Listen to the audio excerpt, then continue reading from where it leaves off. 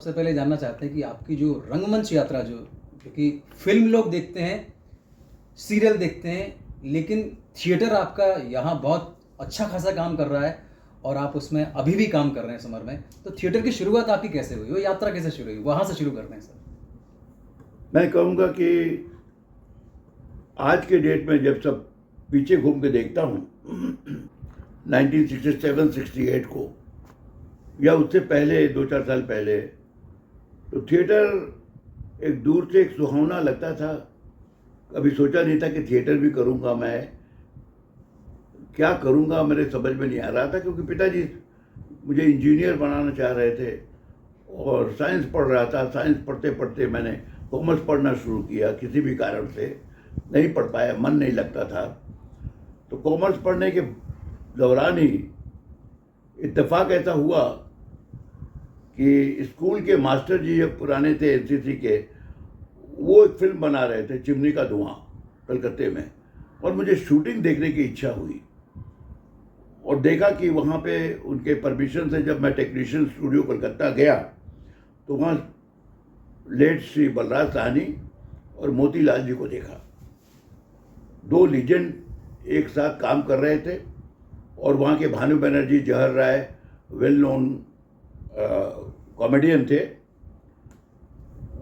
वो लोग भी थे। हेलेन जी थी, अचला सचदेव जी थी और एक नारायण भंडारी जी थे, सेकंड लीड कर रहे थे। अभी वहाँ देखते देखते एक दिन ऐसा हुआ कि मास्टर जी ने कहा जरा तुम ये कोट पहन लो और कैमरा के सामने ऐसे खड़े हो जाओ पीट करके। हमने कहा क्या हुआ? बोले वो क्या धूमल साहब नहीं आए हैं आज बम्बई से और ये शॉट उनका है, धूमल साहब का नहीं है, तो धूमल साहब का पीछे का ये हेयर स्टाइल बना देगा और तुम वो कर लो फटाफट। हमने क्या करना? बोले कुछ नहीं करना, आप खड़े रहिए। मतलब आपकी शुरुआत ही बलराज साहनी की फिल्म से हुई है सर। बड़े उसको शुरुआत नहीं कहेंगे, हम तो ऐसे ही बलराज जी को देखने और उनसे ऑटोग्राफ लेने आए थे और उन्होंने मुझे ऑटोग्राफ दिया, पर बड़ी हिकारत की नज़र से देखा, जैसे लगा उन्हें अच्छा नहीं लगा ऑटोग्राफ लेना। बेस्ट विशेष बोल के साइन करके दे दिया उन्होंने। और फिर वो अंदर चले गए, मोतीलाल जी को देखा जो ऑक्सीजन पर काम कर रहे थे। ऑक्सीजन हटा के शॉट देते थे ऐसा नेचुरल कि पूछिए मत। तो मोतीलाल जी को रियलिस्टिक एक्टिंग, जो दिलीप साहब बोलते थे कि वो हमारे गुरु हैं, उसका कारण आज समझ में आता है। वो रियलिस्टिक एक्टिंग जिसकी तलाश लोगों को होती है और जिसके लिए मैंने पूरी ज़िंदगी लगा दी, तो वो एक पहली सीख थी। कोई ना कोई चीज़ सब टेक्स्ट दिमाग में आ जाता है, अगर सीखने को नहीं भी होता है तो आपके दिमाग में बैठ जाती है कुछ चीज़ें। बहुत लंबी कहानी हो जाएगी बलराज साहनी, और पता चला अखबार में नेक्स्ट डे कि 4 दिन 5 दिन के बाद अखबार में देखा कि मोतीलाल जी नहीं रहे। दुख हुआ थोड़ा नाटे से, किस तरह से ऑक्सीजन लेकर के, ऑक्सीजन का वो सिलेंडर साथ में चलता था और ऑक्सीजन लेकर के उन्होंने, उनके अच्छे दोस्त थे प्रभात मुखर्जी, वो डायरेक्टर थे। अभी मेरे ख्याल में बाद में लीजिएगा, अभी नहीं, मैं डिस्ट्रैक्ट हो जाऊंगा।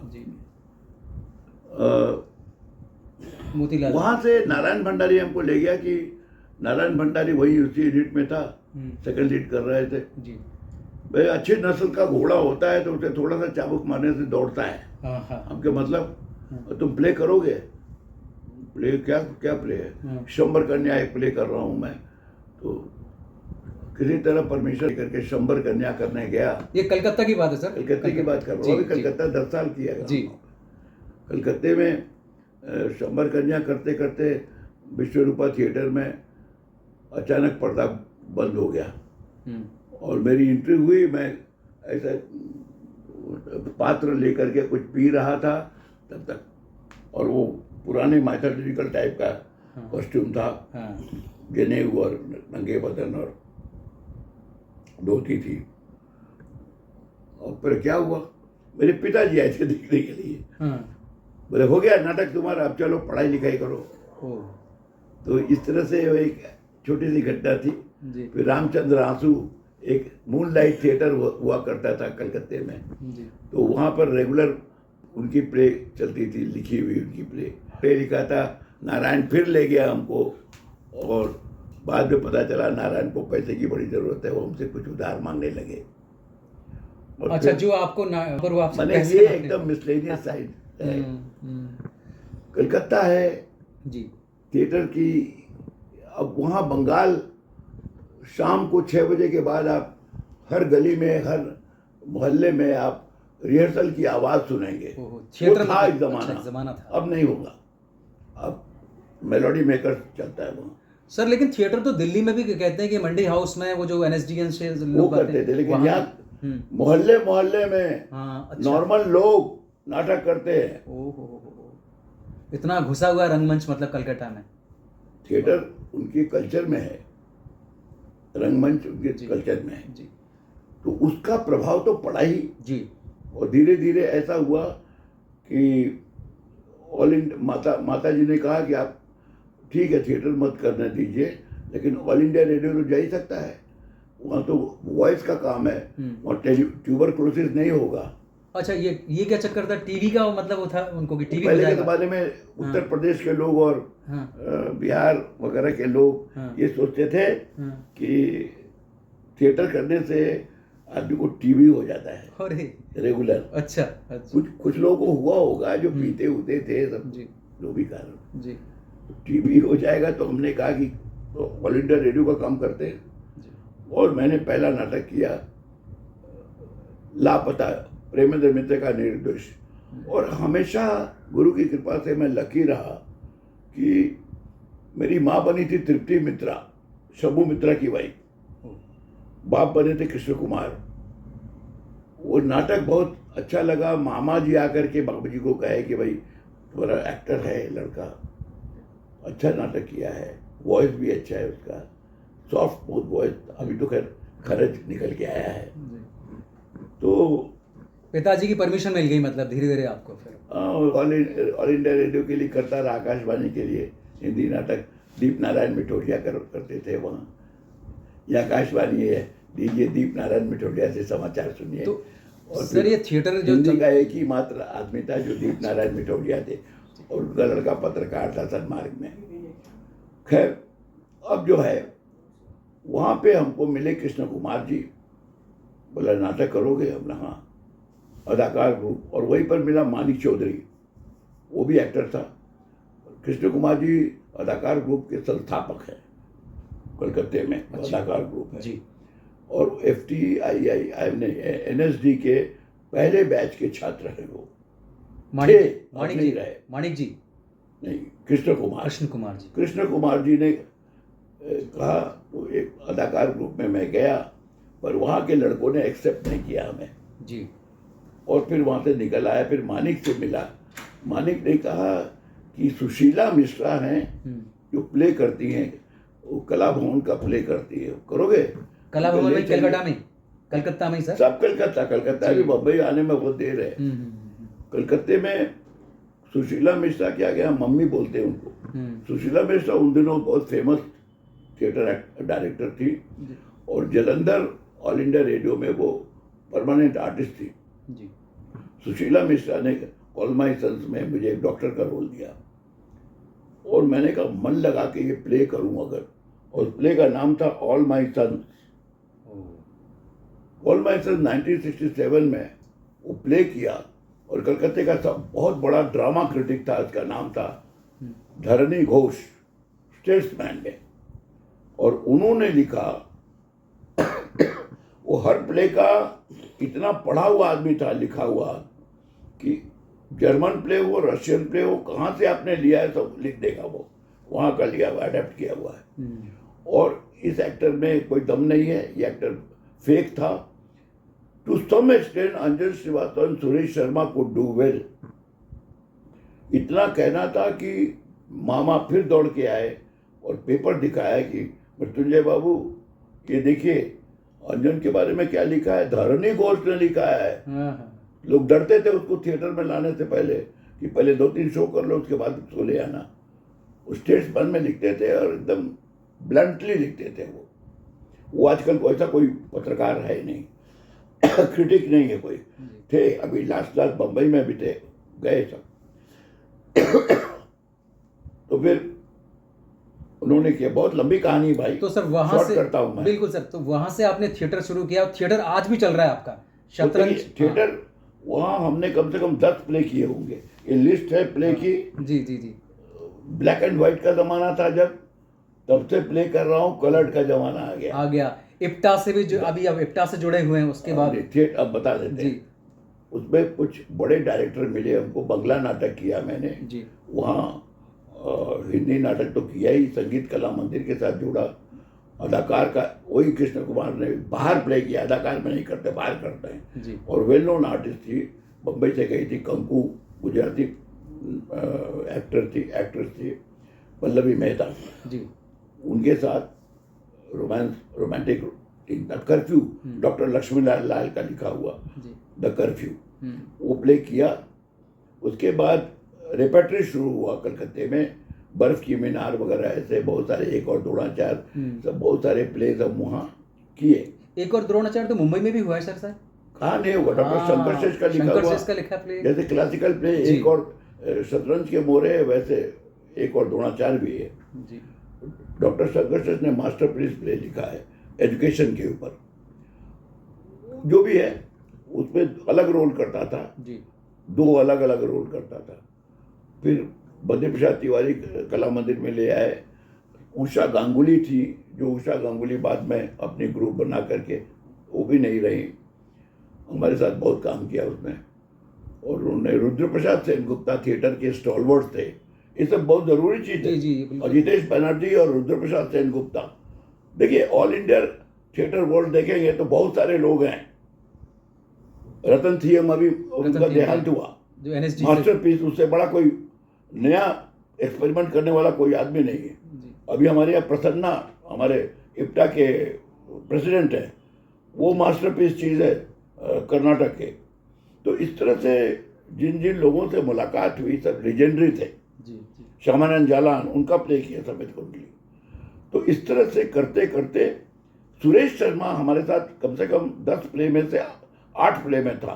दिल्ली वाले सुरेश शर्मा, दिल्ली वाले सुरेश शर्मा ना एक्टर, अच्छा कलकत्ते में था, उसका फोटो दिखा दें कभी, जी सब फोटो रखा हूँ मैं। जी वो कहा कि अंजन, यहाँ 3 ग्रुप है, अनामिका कला संगम, संगीत कला मंदिर और अदाकार, तीनों में पॉलिटिक्स हो रहा है, तो प्ले कहाँ करेगा यहाँ।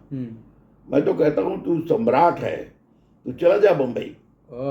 रोज रिहर्सल से लौटने बाद वो हावड़ा जाता था, मैं बगल में घर था कॉलेज स्ट्रीट में, वहाँ चला जाता था।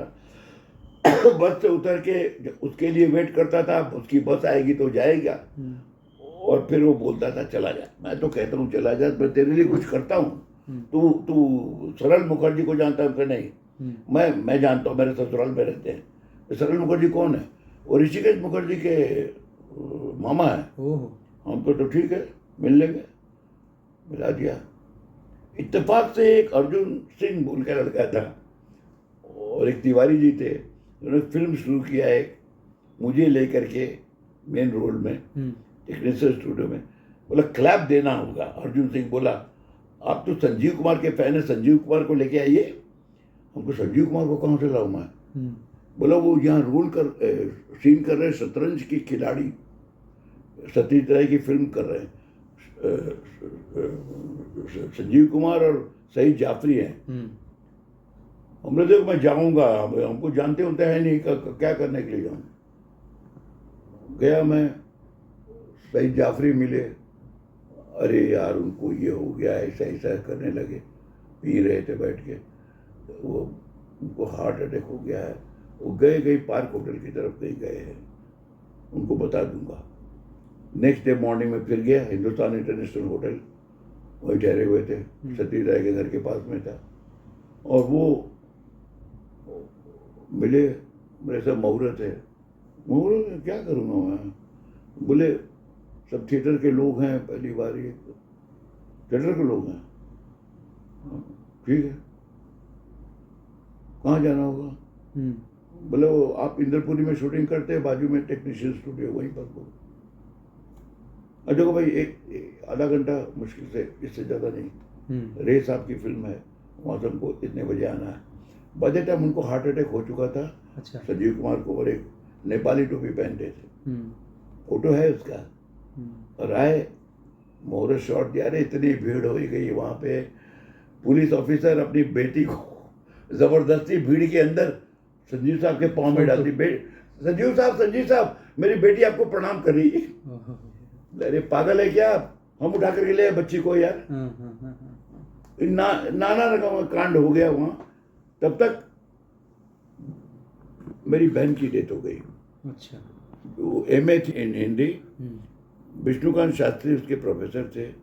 वो डॉक्टरेट करने जा रहे थे कलकत्ता, जी। और उसको सिस्टिक लंग्स हो गई। बड़ी थी छोटी थी? हमसे 3 साल छोटी थी। छोटी थी शायद। वो उन्होंने ही बोला था कि मुंबई भैया भेज दो। इनको जाने दीजिए, हाँ, भैया बिगड़ेगा नहीं। अच्छा, आपके पिताजी बोलते थे कि मुंबई में जाके लड़का बिगड़ जाता है, और नहीं, सबका था। हाँ, जितने भी लोग थे हम्म, नॉर्मली, आज के डेट में बाप माँ चाहते हैं कि हमारा बच्चा थिएटर करे या फिल्म करे या टेलीविजन करे, इसलिए बहुत से आते हैं कि इसको हाँ। टेलीविजन में कर, पहले थिएटर करो। हाँ, तो ये होता था। लेकिन उस बहन ने कहा था कि मतलब हाँ, मेरे भाई को भेज दो, was बिगड़ educated। जाएगा। हाँ, हाँ, हाँ, हाँ, अरे बहुत ज्यादा स्कॉलर टाइप की थी वो। हम्म, और उसने कविता लिखा था, कृष्ण और काली में कोई अंतर नहीं है, मरते मरते, अच्छा, जो भी है। जी, उसके बाद रीटा नाम था उसका। हम्म, वहां से बाबूजी एक दिन कहे, दुखी थे, हम्म, तुम मुंबई जाना चाहते हो, हम्म। जाओ, पर 3 महीने के लिए एक जगह दे सकता हूँ मैं। उन्होंने पराग निकेतन, एक ये है वर्सोवा में जी, बिल्डिंग है, पराग जहाँ निकेतन, उन्होंने चावला जी का घर दिलवा दिया।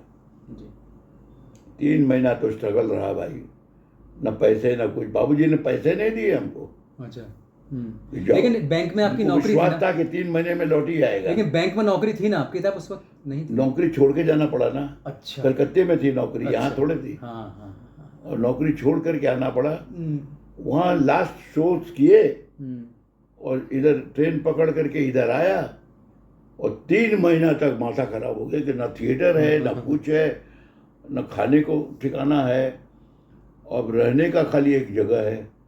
अब वो रहने का जगह 3 महीना के बाद, जिस दिन 3 महीना पूरा होता है, चावला जी आते हैं, मेरा घर पैसा खाली दो, कीजिए। पैसा दो। और तेरी कब कहाँ जाऊँगा।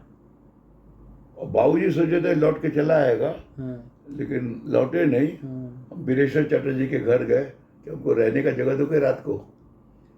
तो छत पर बरसात हो रही थी, उसमें छत पे सोता था वो घर में। हम के यहाँ किनारे हम सो लेंगे।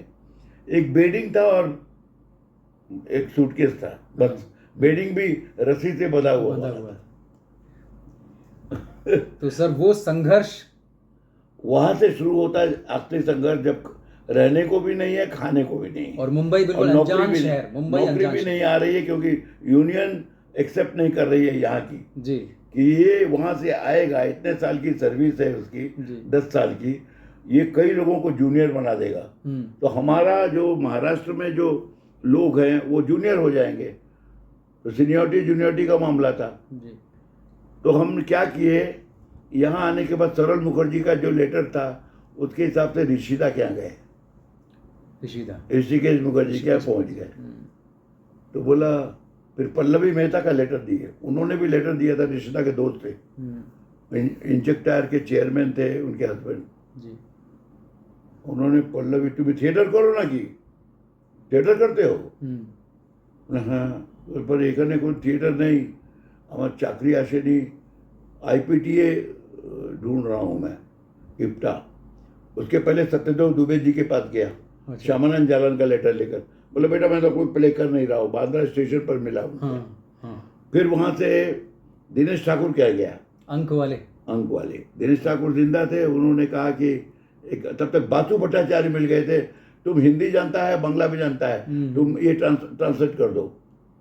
तो उनका असिस्टेंट उदय, उनका भतीजा था, वो हमको एक पार्थो घोष और उदयन भट्टाचार्य दोनों एक निर्मल मिश्रा की फिल्म बना रहे थे, उसको हिंदी में ट्रांसलेट करने का काम करते करते वहीं पर मुलाकात हो गई कई लोगों से, ऐसे मिलता चला गया। जी, जी। और मैं क्या मतलब मुंबई ने अपना लिया आपको इन सारी चीजों से? अपना नहीं लिया, अभी फटी हुई थी, अभी मिसल पाव खा रहा था मैं। अभी रहने की जगह नहीं जी। थी, तो पार्थो हमको मिल गया। पार्थो ने कहा कि तू हमारे साथ शेयर करेगा हाँ, इसमें रूम में, रूम में 250 देगा। हमको ठीक है। पार्थो घोष के साथ रहे आप? पार्थो घोष। बहुत बड़ा नाम है पार्थो घोष भी। नाम उसका है, लेकिन था टेक्सटाइल इंजीनियर, और मैं बैंक का इंतजार कर रहा था। जी। तब तक ऋषिदा का खूबसूरत का शूटिंग हुआ। ऋषिदा हमेशा खाना खिला देते थे। अरे वाह। बोले खाना नहीं खाया होगा हमने, नहीं, तो अपने घर में खाना खिलाते थे। वो बोलते थे इसको भात दो, भात दाओ, चावल दाल खा करके कुछ तो मिलता था। तो वहाँ से वो पान की दुकान में मामा पान खिलाते थे। मामा भी कूदते थे खूब, बहुत इंटरेस्टिंग कैरेक्टर था। एक आध फिल्म में मैंने उनका डाला है, अच्छा। वैसे ही कूदते हुए। तो और एक फिल्म थिएटर में भी एक जगह किया। हाँ, इसमें कश्मकश में वो पाँव छूने आता है, वो जैसे मामा करते थे। मामा से लिया आपने किरदार। हाँ। जी। तो ये करने के बाद हमको ऋषिदा के घर में ही हमको मित्तल साहब एक मिल गए, महेंद्र मित्तल, जो एक फिल्म लाइन के ऊपर एक थीसिस लिख रहे थे। जी। वो इंस्पायर्ड थे थोड़े हमसे कि थिएटर किया हुआ आदमी है, थोड़ा समझदार कुछ, तो उनके साथ हो लिए। आबा धुलिया के यहाँ वो गए थे। आबा धुलिया, आबा रंजन, जो राकेश रंजन साउंड रिकॉर्डिस्ट, उनकी पत्नी है। FTII कुंदन शाह वगैरह की क्लासमेट रही हैं। अच्छा। आबा धुलिया और शशि सक्सेना।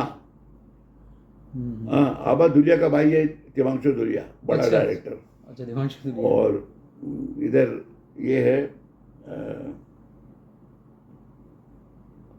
रामेश्वरी, आबा धुलिया और शशि सक्सेना, ये तीनों मित्र थे। आबा रामेश्वरी ने सबको खाने पर बुलाया।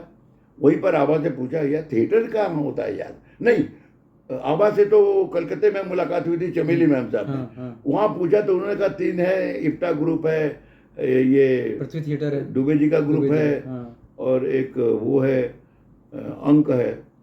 उस समय ओम कटारे ने इतना शुरू किया था। तो ये सब करते करते हम बोले बलराज जी का एक हम वो पढ़े हैं फिल्म फेयर में इंटरव्यू, उसमें इप्टा का जिक्र है। तो इप्टा कहाँ मिलेगा? बोले जावेद खान, ये क्या बैठा है जावेद खान, नाटा मर गया वो, अच्छा, कॉमेडियन। इनको इप्टा का जगह बताओ किधर है। हमको नहीं मालूम, हम नहीं जाते थे। तो उसने बताया कि आप यहाँ पे साधना स्कूल में आ जाइए, कल मिलेंगे आपको। वहाँ सिंह साहब मिलेंगे, उनसे मिलिए। RM सिंह साहब थे जी, बहुत ज़बरदस्त डायरेक्टर थे और बलराज जी के परम मित्र थे। बलराज जी इप्टा में थे, संजीव कुमार इप्टा में थे। हंगल साहब तो आपके साथ थे? AK हंगल साहब तो आपके साथ थे? वो तो बहुत बाद में आया, लेकिन नहीं, बाद में नहीं, मतलब वो तो संजीव कुमार को डायरेक्ट कर चुके हैं AK हंगल। हाँ, एक पारसी का कैरेक्टर करता था वो जी, संजीव, हरिभाई था नाम उस समय, हरिभाई जरीवाला।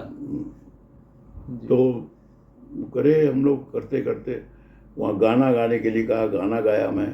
गाना गा करके कल आज और कल एक नाटक कर रहे थे, और वो पटना जा रहे थे। हंगल साहब का रोल अंडर स्टडी करने के लिए RM सिंह साहब ने दिया।